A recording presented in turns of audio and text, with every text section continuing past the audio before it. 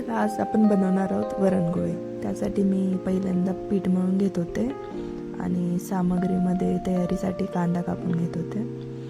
पीठ मळून झाल्यानंतर त्याची एक गोळी केली, त्याला लाटून घेतली मस्तपैकी, थोडी जाडसरच लाटायची आणि त्याला चाकूने काप करून घेतले. आपल्याला हवे तसे काप करू शकतो आपण, गोल किंवा चपट्या, शंकरपाळ्या आकाराचे, तेच करून घेत होतो मी. लगेच मी बाजूला डाळ पण शिजत घातली होती. डाळीमध्ये आपण मुगाची आणि तुरीची मिक्स पण घेऊ शकतो.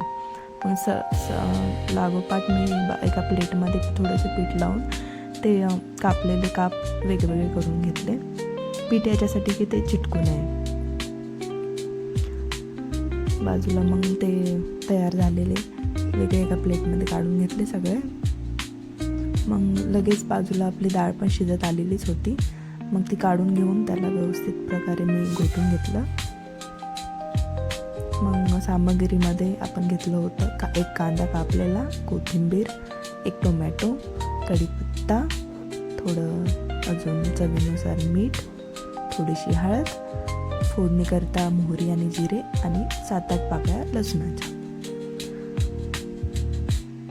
मग हाय फ्लेमवरती त्याच कुकरमध्ये धुवून त्याला 3 पळ्या तेल टाकलं आणि थोडं तेल गरम झाल्यानंतर मग जिरे आणि मोहरी टाकली. थोडीफार मोहरीला तडतडू दिलं.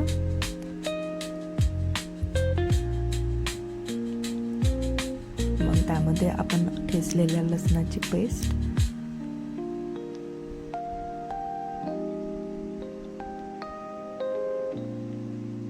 त्याला थोडं हलवून घेतलं.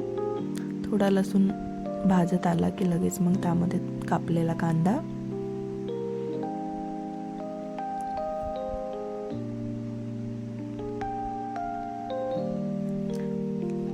त्याला 2-3 मिनिट चांगलं भाजू द्यायचं कांद्याला.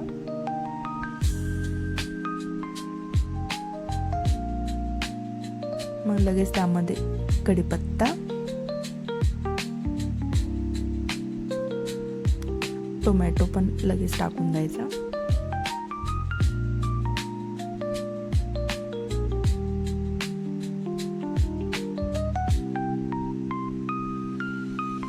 दोन 3 मिनिट त्याला परतून घ्यायचं.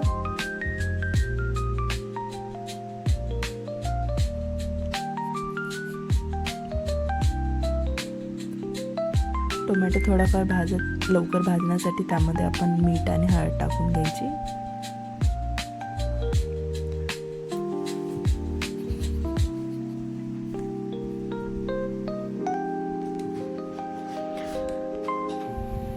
मग ते सगळं व्यवस्थित भाजल्यानंतर त्यामध्ये आपण घोटलेली डाळ सगळी टाकून द्यायची.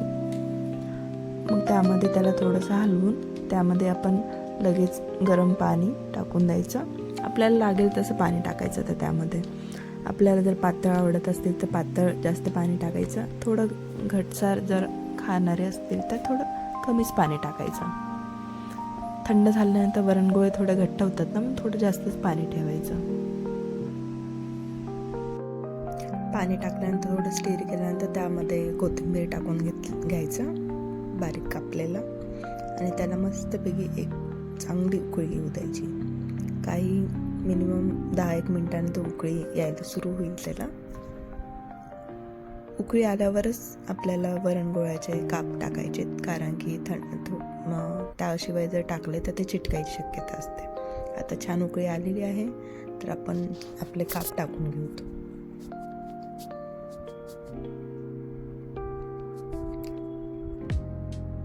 सगळे एकदाच टाकण्यापेक्षा एक थोडेसे मोकळे करून टाकले तर ते चिटकण्याची शक्यता कमी असते.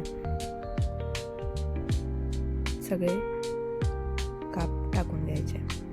टाकून झाल्यानंतर थोडं 2-3 मिनिट त्यांना व्यवस्थित स्टीर करून घ्यायचं आणि वरून थोडंसं गार्निशिंगसाठी कोथिंबीर टाकून घ्यायचं.